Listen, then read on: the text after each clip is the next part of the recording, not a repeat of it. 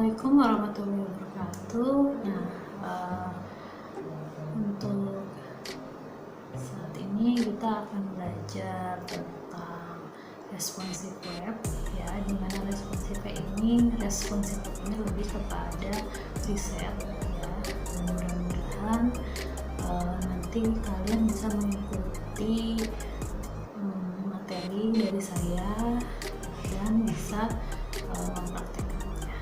Oke, terima kasih.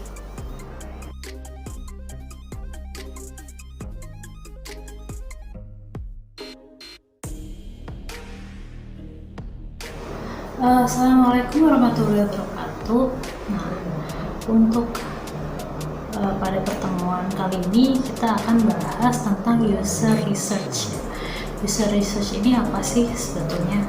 Nah, di dalam user research ini kita akan membahas tentang HCD atau Human Centered Design Process di sini, ya. Jadi tentang desain Human Centered Process. Lalu ada tentang design thinking, bagaimana tahapan design thinking, prosesnya di sini. Lalu ada design sprint. Design sprint di mana di sini ada beberapa proses juga.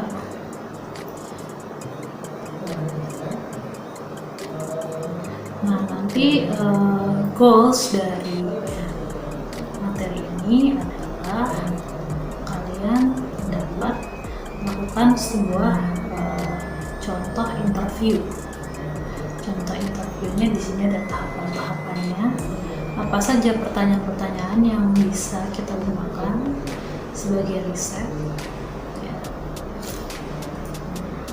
Baik itu dari sisi user maupun dari sisi expert nanti di sini, sehingga akan tergambar jelas masalah yang terjadi dalam user experience-nya itu apa.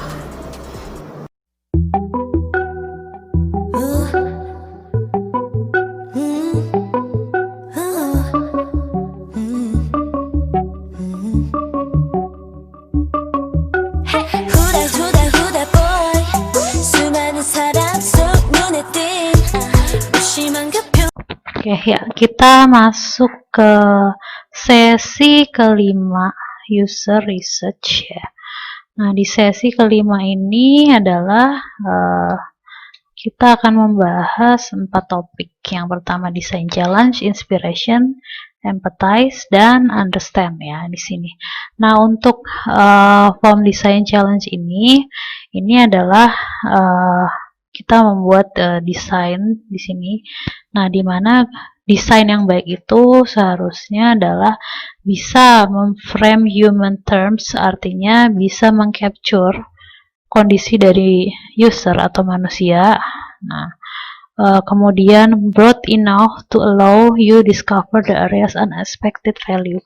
Jadi kita bisa menemukan suatu nilai yang tidak terduga sebelumnya, lalu di sini mengarahkan ke topik yang bisa di manage. Nah, contoh sederhana di sini ada kasus membantu wisatawan menemukan dan merencanakan kegiatan wisata yang menarik dan menyenangkan dengan perangkat mobile. Ini contohnya. Nah, kemudian apa sih pertanyaan yang timbul dari kasus ini? Yang pertama adalah bagaimana membantu wisatawan menemukan dan merencanakan kegiatan wisata yang menarik dan menyenangkan dengan perangkat mobile. Jadi bagaimana kita membantu si wisatawan ini merencanakan kegiatan wisata yang menarik dengan perangkat mobile. Nah,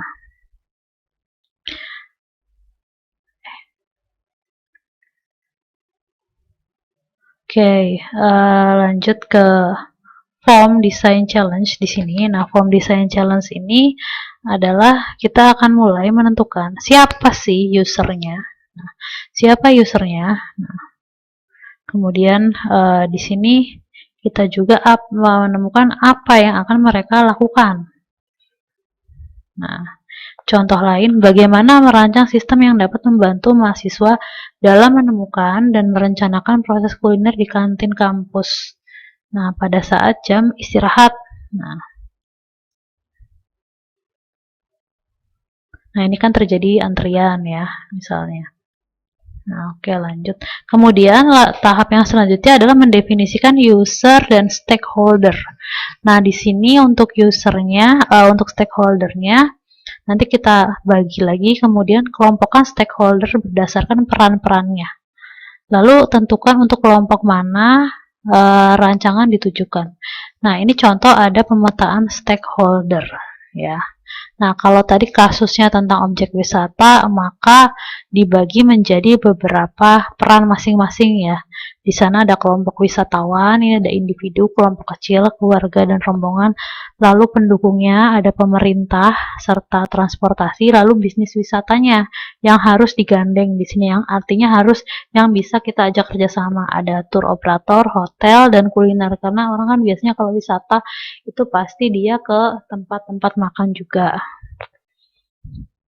Nah, user segmentation ini seperti apa sih di sini? Nah, jadi setelah kita memetakan, kita membagi user ini menjadi beberapa segmen. Di sini ada demografik, psychographic, behavioral, dan needs based atau kebutuhan dasar dari user yang kita tuju. Ini nanti ada contoh sederhana dan kalian harus simak dengan baik-baik karena ini nanti akan jadi bagian dari pertanyaan untuk assignment ya, untuk tugas. Nanti pertanyaannya ada di akhir video ini. Nah, yang pertama, ini kita kasus misalnya baby photo sharing app. Jadi tentang aplikasi foto untuk anak kecil, untuk bayi. Nah, di sini fakta demografis apa yang ditemukan? Fakta demografis itu adalah sekumpulan data statistik dari sekelompok orang berdasarkan usia, jenis kelamin, status perkawinan, dan sebagainya. Ini data demografis yang ditemukan di sini adalah biasanya wanita usia antara 20 dan 40 tahun itu memiliki satu atau dua atau lebih anak di bawah usia 3 tahun. Biasanya wanita seusia ini adalah punya anaknya usianya di bawah 3 tahun. Nah, kemudian psychographic segmentation-nya apa di sini? Nah, psychographic segmentation-nya ini adalah data statistik yang mengklasifikasikan berdasarkan variabel secara psikologis. Nah, biasanya variabel psikologis itu apa aja sih? Ada perilaku, pendapat, nilai, dan minat. Nah, ini dari aplikasi yang sama kita temukan di sini psychographic segmentation-nya adalah ibu yang suka main sosmed ya, sosial media, dan biasanya suka sharing gambar anaknya itu dengan teman dan keluarganya. Nah, ini fakta psikologis yang terjadi. Nah, lalu behaviornya apa? Behavior ini kebiasaan ya, lebih kepada perilaku. Lebih kepada perilaku. Nah, ini contoh yang ada di sini adalah ibu biasanya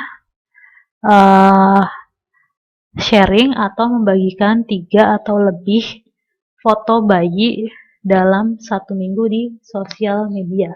Biasanya ibu-ibu ini dia membagikan lebih dari 3 ya foto tentang bayi mereka dalam 1 minggu di sosial media. Ini perilaku yang terjadi. Nah, lalu needs base-nya apa? Kebutuhannya apa sih dari si baby photo sharing app? Dia si aplikasi ini harus punya fitur apa? Nah, contoh di sini adalah si baby product ini dia harus ada e-commerce yang jelas ya. Jadi untuk jual beli, lalu ada baby health sharing, jadi tentang kesehatan bayi, terus personal baby schedule atau jadwal dari bayi, lalu foto sharing, ada promo sharing, dan personal album kreator. Nah, ini kebutuhan apa yang timbul setelah pengamatan dari ketiga perilaku tadi. Nah, kemudian ini adalah kemungkinan apa yang akan menjadi solusi. Nah, sebuah ide yang cocok untuk pengguna ekstrim hampir pasti akan berefek untuk sebagian besar orang ya. Nah, jadi kalian juga lakukan beberapa kemungkinan sebelum sebelum riset atau sebelum membuat aplikasi sama dampaknya ya. Jadi ini sebelum dan yang ekstrimnya ini sesudah, itu ya. Nah, ini orang yang mengalami, kalau yang di atas ini yang mengalami. Jadi conclusionnya apa? Ini akan bisa jadi sebuah riset. Nah, tadi balik lagi ya, di akhir itu kan tadi saya bilang akan ada pertanyaan. Nanti kalian jawab di kolom komentar, ya, jawab di kolom komentar apa yang menjadi isu demografis, psikografis, behavioral, dan kebutuhan dasar masyarakat teknologi di tengah pandemi COVID yang berlangsung saat ini. Nah, kalian nanti tuliskan, berarti contohnya misalkan kalian punya plan nih mau bikin aplikasi apa, tapi disesuaikan dengan kondisi saat ini.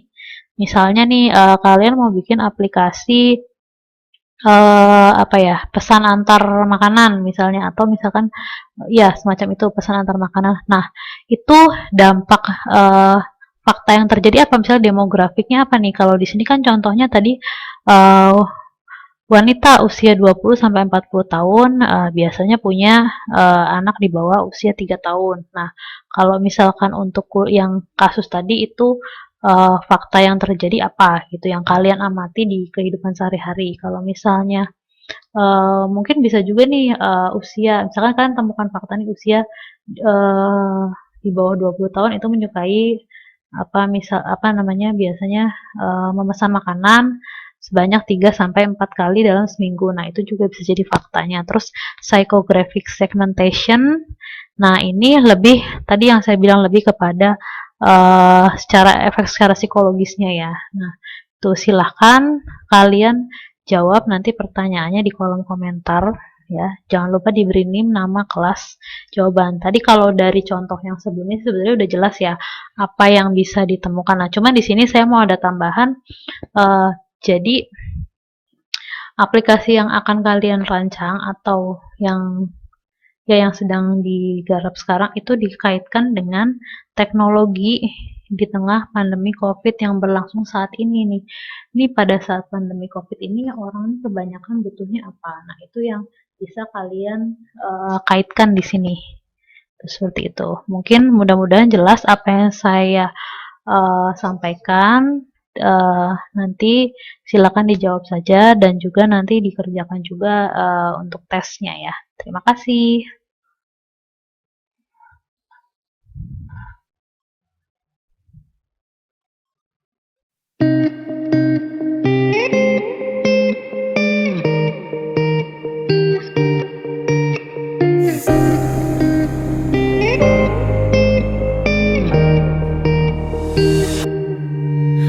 Oke, demikian materi dari saya. Mudah-mudahan kalian bisa mengikutinya dengan baik dan jangan lupa nanti materinya bisa dilihat dan bisa di-download di e-learning yang sudah tersedia. Wassalamualaikum warahmatullahi wabarakatuh.